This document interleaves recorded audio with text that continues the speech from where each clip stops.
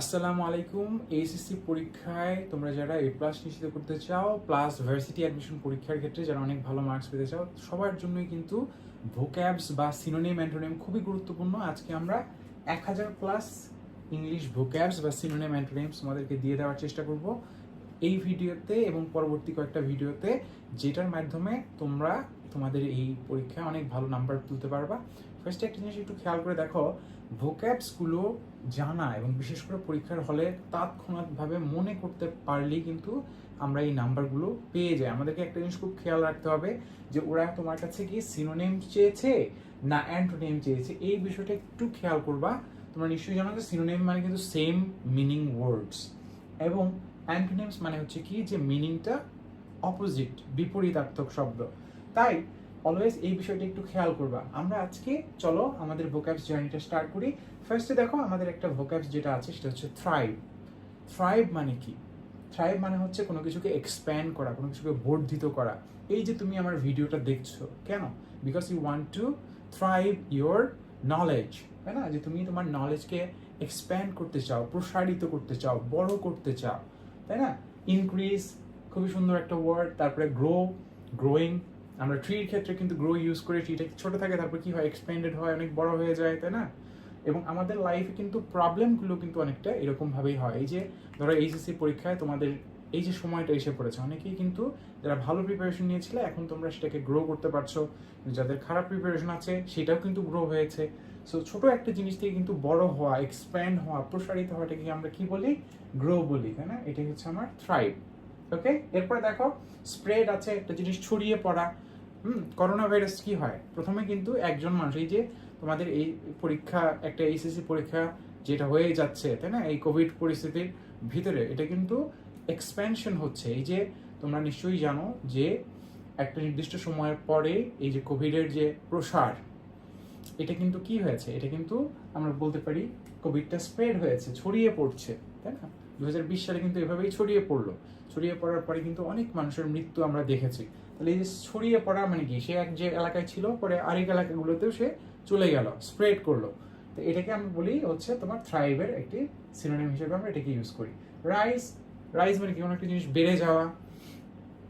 তুমি একটা জিনিস হয়তো খেয়াল করেছো যে এই বছর বৃষ্টি কিন্তু অনেক রাইজ হয়েছে, তাই না? অনেক বেশি, আগে অল্প বৃষ্টি হতো, এখন rain is thriving, right? Rain frequently হচ্ছে। এরপরে দেখো কানেক্টেড, এটা ওয়ার্ডটা খুবই ইন্টারেস্টিং। কানেক্টেড মানে কি, দুটো জিনিস কি আছে, কানেক্টেড আছে, সংযুক্ত আছে। সো এই কানেক্টেড ওয়ার্ডটার সিনোনিমের ভিতর দেখো, এটা এখানে সিনোনিম চায় না, এখানে কিন্তু অ্যান্টোনিম চেয়েছে। সো বারবার খেয়াল করবা, আমাদের এখানে কিন্তু প্রত্যেক বছরই আমরা দেখি অনেক শিক্ষার্থীরাই যারা আছে তাদের একটা প্রবণতা হচ্ছে যে এই সিনোনিমের জায়গায় অ্যান্টোনিম লিখে এসে পড়ে, খেয়াল করে না। তো এটা একটু খেয়াল করবা। এরপরে দেখো এই কানেক্টেড এর অ্যান্টোনিম চেয়েছে। কানেক্টেড মানে সংযুক্ত, এর অ্যান্টোনিম বা বিপরীত তাহলে কি হবে? বিচ্ছিন্ন, তাই না? এই যে দেখো ডিসকানেক্টেড, তোমরা নিশ্চয়ই ইলেকট্রিসিটির যে ওয়্যার আছে, কারেন্টের তার আছে, সেটা ডিসকানেক্টেড দেখেছো। এরভাবে কিন্তু অনেক মানুষ মারাও গিয়েছে, ডিসকানেক্টেড হয়ে পানির ভিতর পড়েছে, সেখানে মানুষ পা দিয়েছে, শেষ। এরপর দেখো সেপারেটেড হওয়া, এটা কিন্তু আমরা রিলেশনসের ক্ষেত্রে আমরা ডিভোর্স বা সেপারেশনের যে ব্যাপারটা বলি, যে দুজন মানুষ আগে একসাথে চলছো, পরে কি হয়ে গেল, ডিভোর্স হয়ে গেল, সেপারেটেড হয়ে গেল। আচ্ছা, এরপরে দেখো ফ্র্যাগমেন্টেশন। ফ্র্যাগমেন্টেশন মানে হচ্ছে কোনো একটা জিনিসকে ভাগ করা, খণ্ড খণ্ড করে ভাগ করা। এই যে তুমি পড়ছো, তুমি ভোক্যাবস শেখার চেষ্টা করছো, খণ্ড খণ্ড করে অল্প অল্প করে যদি তুমি স্টার্ট করো, একবার এই খণ্ড পড়লা, তারপরে আবার আরেক খণ্ড পড়লা, এভাবে কিন্তু তোমার কি হয়, এ হচ্ছে তুমি পরীক্ষাগুলো যেগুলো দাও সেগুলো কিন্তু ফার্স্টে এক খণ্ড পরীক্ষা হয়, ফার্স্টে এই পরীক্ষা হয়, এই ফ্র্যাগমেন্ট হয়ে যায়, তারপরে আরেক ফ্র্যাগমেন্ট হয়। ফ্র্যাগমেন্ট মানে কি, খণ্ড, টুকরো, তাই না? এই ফ্র্যাগমেন্টেড মানে কি, যেটা টুকরো টুকরো অবস্থায় আছে। তাহলে কানেক্টেড অবস্থায় আছে কি, নাই কিন্তু। একইভাবে খেয়াল করো আনঅ্যাটাচড। তোমরা নিশ্চয়ই অ্যাটাচড ওয়াশরুমের কথা শুনেছ, রুমের সাথে অ্যাটাচড ওয়াশরুম আছে। আবার আনঅ্যাটাচড মানে কি, যেটা অ্যাটাচ নেই, যেটা কিন্তু বিচ্ছিন্ন, দূরবর্তী জায়গায় যেটা রয়েছে। তো এই আনঅ্যাটাচড যে রুমগুলো আছে সেগুলো কিন্তু দূরবর্তী জায়গায় থাকে। তাহলে আনঅ্যাটাচড অনেক কিছুই হতে পারে। তোমার একটা পেপার যেটা অ্যাটাচ ছিল সেটা হয়তো হারিয়ে গেছে। অনেক সময় তোমরা দেখবা যে অনেক অ্যাটাচ ডকুমেন্ট কিন্তু তুমি হয়তো ক্যারি করছো বা হয়তো খেয়াল করছো না, হারিয়ে যাচ্ছে। তাহলে যেটা অ্যাটাচ সেটা কিন্তু যত্ন করে রাখতে হবে, তাহলে নাহলে কিন্তু সেটা কি হয়ে যাবে, আনঅ্যাটাচড হয়ে যাবে, ডিসকানেক্টেড হয়ে যাবে, কানেকশনটা কি হয়ে যাবে, নষ্ট হয়ে যাবে। এরপরে দেখো আর কি কি আছে, এফেক্টস আছে। এফেক্ট ওয়ার্ডের সিনোনিম বা সমার্থক ওরা জানতে চেয়েছে। এফেক্ট, প্রত্যেকটা জিনিসেরই কিন্তু এফেক্ট আছে। এই যে তুমি আমার ভিডিওটা দেখছো, তুমি যদি ভিডিওটা বারবার দেখো, অন্য ভিডিওগুলো দেখো যেখানে আমি তোমাকে স্ট্র্যাটেজিগুলো নিয়ে কথা বলেছি, তাহলে তুমি একটা জিনিস খেয়াল করবা যে এটার একটা পজিটিভ এফেক্ট পড়বে তোমার মার্কসে। পজিটিভ এফেক্ট মানে কি তাহলে? এফেক্ট মানে হচ্ছে প্রভাব, বা আমরা এটাকে বলতে পারি কনসিকুয়েন্স। তুমি এটা করার কারণে তোমার এই যে রেজাল্ট আছে, বা তোমার যে যে আন্ডারস্ট্যান্ডিং অফ দ্য ভোক্যাবস আছে, বোঝার ব্যাপারটা আছে, এটার ক্ষেত্রে কি হচ্ছে, এটার ক্ষেত্রে একটা ভালো কনসিকুয়েন্স বা রেজাল্ট কিন্তু তুমি পেতে যাচ্ছ। ঠিক আছে, কিভাবে ইম্প্যাক্ট আছে, প্রভাব আছে, ইফেক্ট এবং প্রভাব কিন্তু সেম। ঠিক আছে, তো এই যে দেখো ফর এক্সাম্পল আমরা বলতে পারি যে এই যে কোভিডের কারণে কিন্তু অনেকের এবার কিন্তু এইচএসসি পরীক্ষার ক্ষেত্রে বা অ্যাডমিশন পরীক্ষার ক্ষেত্রে আমরা দেখি যে এই যে কোভিড ক্রাইসিস বা অন্য যে সমস্যাগুলো, হেলথ ক্রাইসিসের কারণে কিন্তু অনেক শিক্ষার্থীর জীবনে এটার একটা খারাপ ইম্প্যাক্ট বা প্রভাব এসেছে। এরপর দেখা আউটকাম শব্দটাকে আমরা রেজাল্টের সাথে, এটা খুব সুন্দর ওয়ার্ড আছে না, রেজাল্টের সাথে কিন্তু তুলনা করতে পারি। রেজাল্ট জিনিসটা কি? এই যে তুমি পরীক্ষাটা দিচ্ছ, তুমি হলে যাচ্ছ, হলে গিয়ে তুমি সুন্দরভাবে খাতাটা ফিল আপ করে, rules and regulations fill up করে তুমি পুরো পরীক্ষাটা দিয়ে আসছো, এবং তুমি কিন্তু এই পরীক্ষাটার জন্য এই যে ভিডিও দেখছো বা ট্রাই করছো যে কিভাবে আমি আমার পরীক্ষাটাকে বেস্ট করতে পারি, প্রিপারেশনটা বেস্ট করতে পারি। তাহলে এটার পরীক্ষা দেওয়ার পরে তুমি কি পাবা? What will you get as a result of the exam? তুমি পাবা একটা রেজাল্ট, তাই না? যেখানে তোমার জিপিএ 5 আসবে, অথবা হয়তো তুমি গোল্ডেন জিপিএ 5 পাবা, এরকম একটা তুমি ভালো রেজাল্ট করবা। যেটা আউটকাম জিনিসটা কি, যে আমি একটা কাজ করেছি, সেই কাজটা করার কারণে অ্যাজ এ রেজাল্ট হিসাবে, ফল হিসাবে আমি কি পাচ্ছি, সেটা কি কিন্তু আমরা আউটকাম বলি। দেখো আউটকাম যেটা বের হয়ে আসতেছে, আউটকাম বের হয়ে আসছে। বের হয়ে আসছে মানে কি, যে যে জিনিসটা তুমি করছো ওই জিনিসটারই কিন্তু রেজাল্ট বের হয়ে আসছে। আমার এখান থেকে তোমার একটা স্টুডেন্ট যে খুব ভালো করেছিল, মুসা নামে একটা স্টুডেন্ট, সে কিন্তু তোমার আমার এইখানে, এই যে আমার এখানে ভর্তি হয়ে তোমার চান্স পেয়ে গেছে। তাহলে এই যে দেখো, ও যে অ্যাকশন নিয়েছিল সেটার কারণে ওই অনুযায়ী কিন্তু ওর আউটকাম বা রেজাল্টটা এসেছে। ঠিক আছে, এবং সে অধিকাংশ ক্ষেত্রেই, যেটা আমি বলেছি যে কিছু কিছু স্টুডেন্টস আছে যাদেরকে তোমার খুব বেশি গাইডলাইন্স দিতে হয় না, তারা কিন্তু বুঝে ফেলে, ধরে ফেলতে পারে যে হ্যাঁ আমার এরকম এরকম করতে হবে। কারণ তোমরা নিশ্চয়ই জানো যে এই যে এইচএসসি পরীক্ষা তুমি দিচ্ছ, এই পরীক্ষাগুলো কিন্তু হয়তো তোমার কাছে জিনিসটা খুব সিম্পল মনে হচ্ছে, কিন্তু এই যে দু একটা পরীক্ষা খারাপ করে দেওয়ার কারণেই কিন্তু অনেক শিক্ষার্থীর সর্বনাশ হয়ে যাবে। তাই এই যে এখানে তোমাকে একটা জিনিস বুঝতে হবে যে আউটকামটা যাতে তোমার ভালো হয়, যাই করো না কেন ভাই, পরীক্ষার রেজাল্ট যাতে ভালো হয়, পরীক্ষার জন্য একটু স্ট্রাইভ করো, তুমি একটু ধৈর্য ধরো, আল্লাহকে একটু ডাকো, কারণ হচ্ছে এই সময়টা আসলেই খুব ক্রিটিক্যাল এবং খুব জটিল একটা সময়। অ্যাডমিশন এবং এইচএসসির সময় কিন্তু কেউ কাউকেই পাশে পাওয়া যায় না, সেটা বাস্তবতা। এরপরে দেখো রেজাল্ট তো আমরা বললামই, তাহলে ইফেক্ট এর রেজাল্ট হিসেবে কিন্তু ইফেক্ট ওয়ার্ডটা এখানে তোমার জন্য আসতে পারে। আচ্ছা, এরপরে দেখো হ্যারাস আছে। হ্যারাসটা খুবই, বুঝতেই পারছো, খুবই এখনকার দিনে খুব কমন একটি ইউসেজ আছে তোমার নিশ্চয়ই জানো যে যৌন হয়রানি বা সেক্সুয়াল হ্যারাসমেন্ট কিন্তু খুবই কমন একটি টপিক হিসেবে বর্তমান সময়ে আলোচিত হয়েছে আমাদের দেশে। কিন্তু আনফর্চুনেটলি এটার কারণে কিন্তু অনেক ক্ষেত্রে কিন্তু ডিসক্রিমিনেশনের শিকার হতে হয়। ঠিক আছে, আবার অনেক সময় দেখা যায় যে এটা তোমার কিছু কিছু জায়গায় খুবই অতিরিক্ত পরিমাণে হচ্ছে। তো হ্যারাস মানে কি, হ্যারাস জিনিসটার ওয়ার্ডটার সিনোনিম কি হবে? এখানে কিন্তু সিনোনিম চেয়েছে। কাউকে হ্যারাস করা বলতে আমরা কি বুঝাই? হ্যারাস করা বলতে আমরা বুঝাই টিজ করা বা ডিস্টার্ব করা। খুব সুন্দর একটা ওয়ার্ড।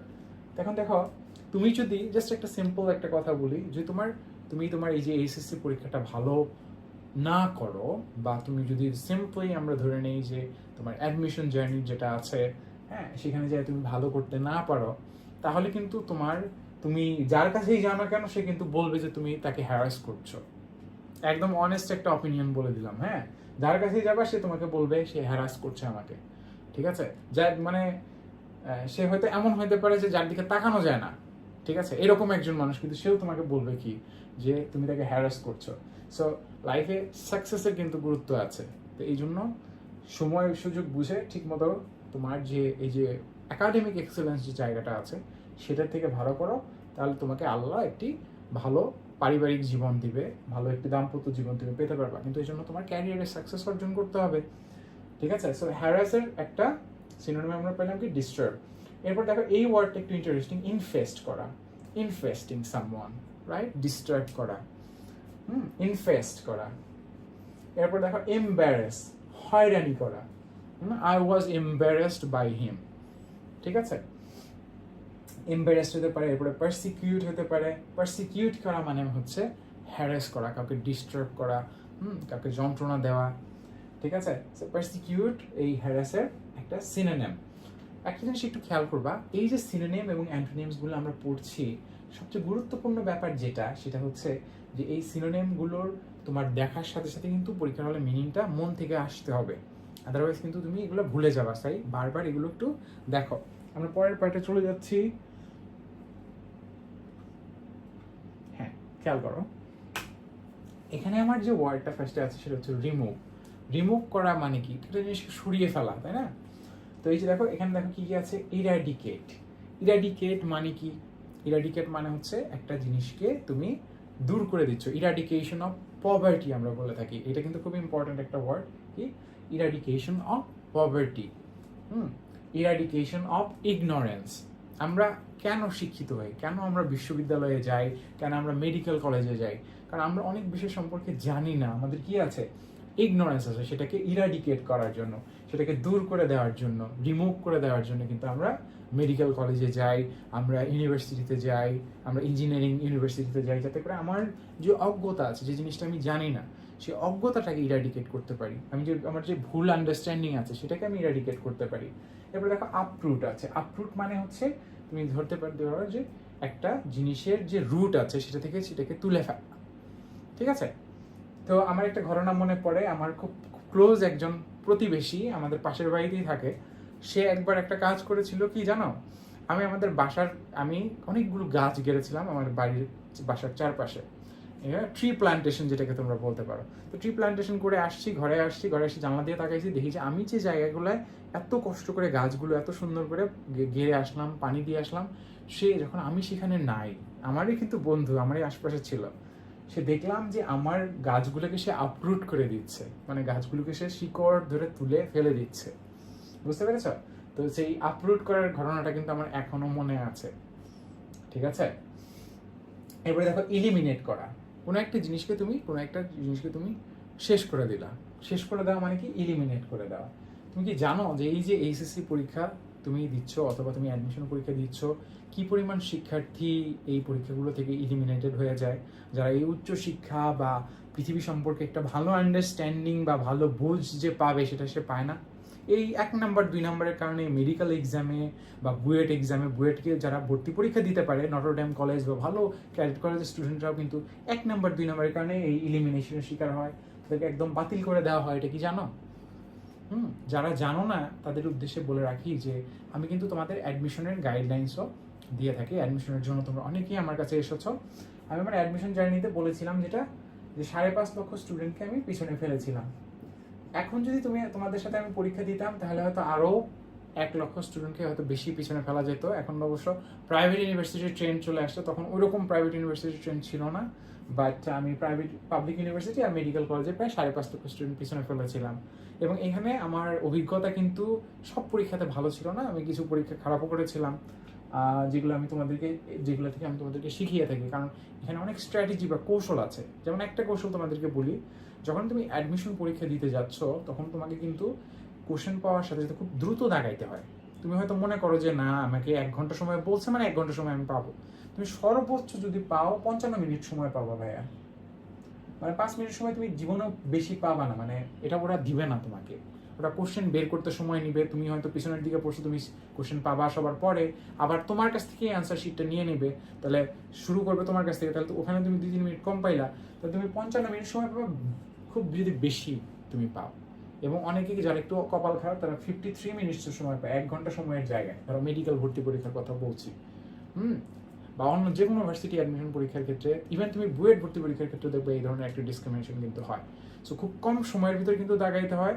যারা জানো না তারা কিন্তু এইভাবে জিনিসগুলো একটু খুব দ্রুত দাগানোর চেষ্টা করো। কিন্তু যেটা বলছি, রুলস অ্যান্ড রেগুলেশনস পার্টে কোনো ভুল করবে না। ওএমআরসিটি কিন্তু ভুল করলে তোমার পুরো চান্স সব বাতিল, তোমার পুরো জীবন শেষ, তাই না? সো একটু সচেতন হও। আমরা এগুলো তো ব্যাপারে তোমাদেরকে ট্রেন করে থাকি আগের থেকে, আমি তোমাদেরকে বলে দিই, বুঝাই দিই, যত সম্ভব আমি বলি, কিন্তু অনেক স্ট্র্যাটেজি আছে। এক্সপিরিয়েন্সগুলো তোমার সাথে শেয়ার করলে পরে বলা যাবে। তাহলে এলিমিনেশন আমি বুঝাইতে পারলাম যে কীভাবে এলিমিনেট করে দেওয়া হয় শিক্ষার্থীদের, তাদের জীবনের কিন্তু অনেক ক্ষতি হয়ে যায়। যে এইচএসসি পরীক্ষাও কিন্তু একটা এলিমিনেশন। তুমি যদি গোল্ডেন জিপিএ 5 পাও তাহলে তুমি বুয়েট ভর্তি পরীক্ষায় বসতে পারবা।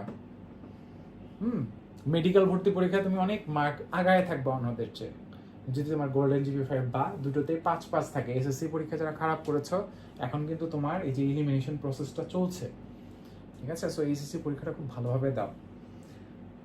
আচ্ছা, আর এরপরে দেখো অ্যাবলিশের ব্যাপারটা আছে। অ্যাবলিশ মানে হচ্ছে একটা জিনিসকে বিলোপ করে দেওয়া, তাই না?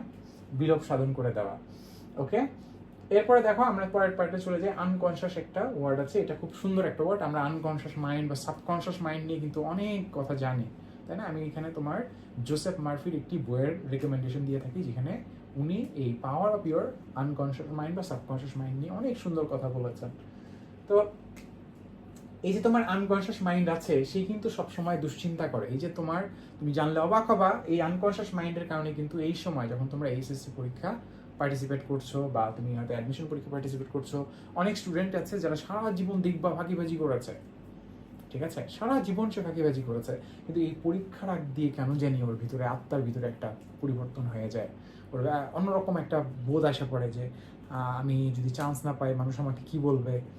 একটা স্টুডেন্টের ঘটনা, আমার এখান থেকে ও তোমার জাহাঙ্গীরনগরে চান্স পেয়েছিল, ওর সাথে আমি কথা বলেছিলাম।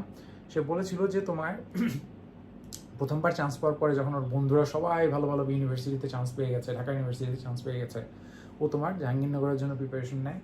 তো জাহাঙ্গীরনগর অন্যতম একটা পাবলিক ইউনিভার্সিটি, গুরুত্বপূর্ণ, খুব ভালো একটা ইউনিভার্সিটি জানো, কিন্তু ওখানে চান্স পাওয়া কিন্তু ছেলেদের জন্য খুব ডিফিকাল্ট। 2 বছর ধরেও তোমার পড়াশোনা করে, এই যে কোভিড ক্রাইসিস বা ওই সময়টাতে, হ্যাঁ ওই সময়টাতে 2 বছরের 1.5 বছর আর 2 বছরের বেশি 2.5 বছর পড়াশোনা করার পরে সে কিন্তু খুব ভালো ডিপার্টমেন্ট পায়নি, বাট একটা চান্স সে পেয়ে গেছে জাহাঙ্গীরনগরে।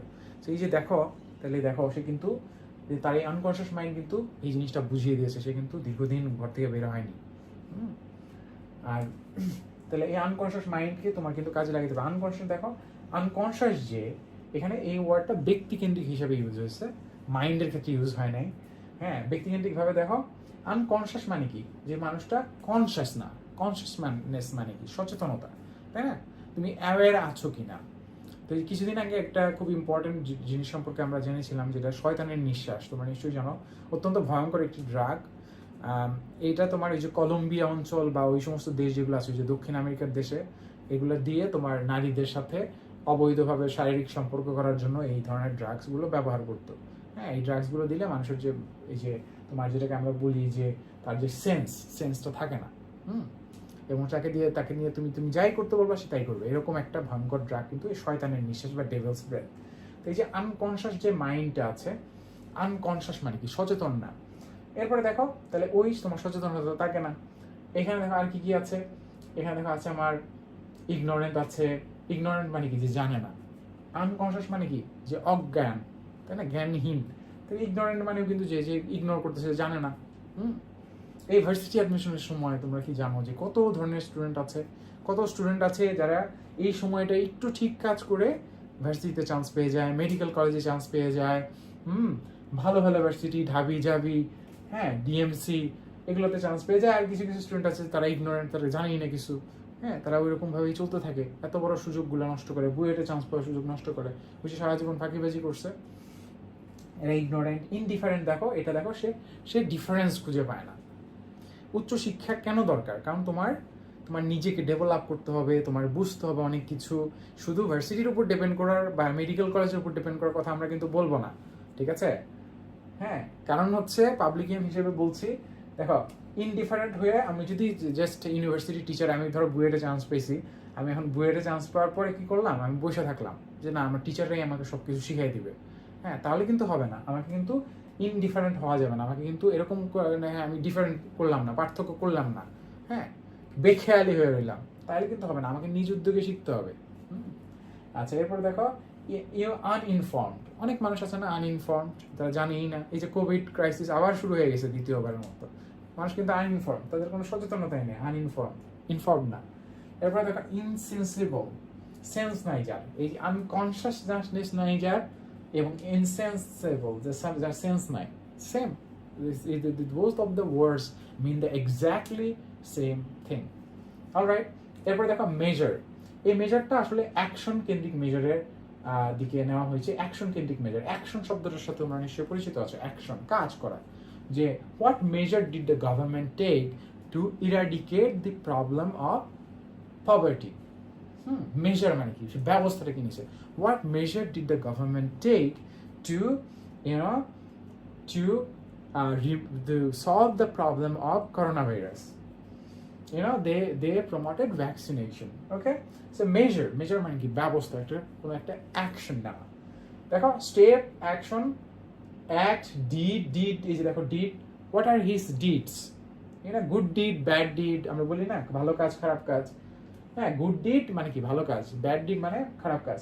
প্রোগ্রাম, কাজের যে প্রোগ্রাম, যখন তুমি কাজ করছো কিন্তু তোমাকে কিন্তু স্টেপ বাই স্টেপ কাজ করতে হয়। ফার্স্টে একটা স্টেপ করতে হয়, ধর তুমি এক্সাম দিচ্ছ, এইচএসসি এক্সাম, ফার্স্ট তোমার যে কি করতে হবে, ঠিক সময় সকালে ঘুম থেকে উঠতে হবে, রাত জাগা যাবে না, পরীক্ষা আগের দিন, তারপরে হলে যেতে হবে, হলে যাওয়ার পরে ঠিক সময় হলে গেলা, হলে যাওয়ার পরে ঠিক সময় ঢুকে পড়তে হবে, ঢুকে পড়ার পরে রুলস এন্ড রেগুলেশনস পার্ট, ওই আমার ঠিক মতো ভুল করতে, মানে ভুল করে দাগানো যাবে না, সঠিকভাবে দাগাইতে হবে। এরপরে তোমার কোশ্চেন দিবে, তোমাকে অ্যান্সার করতে হবে। তাহলে দেখো এটা কিন্তু একটা স্টেপ বাই স্টেপ না, এক ধাপ তারপরে এক ধাপ, তো এটাকে আমরা বলি কি প্রোগ্রাম। তাহলে এই ওয়ার্ক অ্যাকশনটাকে আমরা অনেকগুলো অ্যাকশনের অ্যাকুমুলেশন হয়ে প্রোগ্রাম হিসেবে এই মেজারটা গভর্নমেন্টস প্রোগ্রাম। যেমন বাংলাদেশ গভর্নমেন্টের একটি ব্যবস্থা আছে যেটাকে আমরা বলতে পারি অ্যানুয়াল ডেভেলপমেন্ট প্রোগ্রাম, মানে এই মেজার বা অ্যাকশনের অ্যাকুমুলেশনটাই আমরা এখানে বুঝতে পারি। এবার দেখো আছে কনজারভেটিভ, এটা আসলে তোমার রক্ষণশীল মানুষ হিসাবে তুমি বলতে পারো। কনজারভেটিভ এটার অ্যান্টোনিম চেয়েছে, অ্যান্টোনিম মানে কি বিপরীত, তাই না? কনজারভেটিভ মানে হচ্ছে রক্ষণশীল মানুষ। কিছু মানুষ তুমি অলওয়েজ দেখবা যারা অন্য মানুষদের সাথে মিঙ্গেল করে না। আমার একটা স্টুডেন্টের ঘটনা একটু বলি, সে আবার এই কনজারভেটিভ ছিল না, সে এটার অ্যান্টোনিমই ছিল, সে লিবারেল ছিল। কিন্তু লিবারেল থাকার কিন্তু অনেক খারাপ একটা এফেক্ট আছে। আমি যখন আমার উচ্চশিক্ষার জীবনে যে দিয়ে যাচ্ছি, তখন একদিন আমার এক ফ্রেন্ড দেখলাম যে তোমার গাজার কথা বললো, তো ওইটার পরে আমি তার সাথে আর কোনোদিন দেখা করি নাই। ঠিক আছে, সো একটা জিনিস একটু খেয়াল করে দেখো, সো আমি যদি একটু লিবারেল হইতাম, যে একটু ট্রাই করে দেখি, তাহলে হয়তো আমি এখন মানে আমার জীবনে যে সাকসেস পাইছি, হ্যাঁ ধরো গভর্নমেন্ট জবের পরীক্ষাতে বা অন্য যে পরীক্ষাতে আমার যে সাকসেসগুলো আছে এগুলো সব হাওয়ায় হয়তো মিশে যেত, তাই না? তাহলে লিবারেল হওয়া কিন্তু যাবে না অন্য উল্টাপাল্টা মানুষদের সাথে। আমার এক স্টুডেন্টের ঘটনা বলছিলাম, সে তোমার টিনেজ থেকে উল্টাপাল্টা ফ্রেন্ডদের সাথে মিশে একদম শেষ হয়ে গেছে। এবং এই ধরনের শেষ হয়ে মানুষজনের থেকে তোমার কিন্তু দূরে থাকতে হবে। হ্যাঁ, তো আসলে সোসাইটি কিন্তু খুব ডেঞ্জারাস দিকে যাচ্ছে, বুঝতেই পারছো। সো লিবারেল মানে হচ্ছে, কনজারভেটিভ মানে হচ্ছে রক্ষণশীল। ধরো আমার মতো মানুষ যারা, আমি কিন্তু সচরাচর অন্য মানুষদের সাথে মিশি না, বুঝতে পারছো? সচরাচর অন্য মানুষদের সাথে কথা বলা, সে যেই হোক, এক্ষেত্রে তোমার ধরো ডক্টর মোহাম্মদ ইউনুস সাহেব হইলে একটু অন্যরকম কথা, ওনার সাথে জিজ্ঞেস করতাম যে হ্যাঁ, যে how have you worked for Grameen Bank, what were the initial hurdles that you faced? He would have said that the poor people took away my money, probably, those sort of things. So I'm a conservative person. Conservative মানে হচ্ছে রক্ষণশীল, যে মানুষটা, the person who doesn't interact with someone without reason, যে অন্য মানুষের সাথে সচরাচর কথা বলে না। সো কনজারভেটিভ মানে হচ্ছে রক্ষণশীল, যে তোমার অন্যদের সাথে দূরত্ব বজায় রাখার চেষ্টা করে।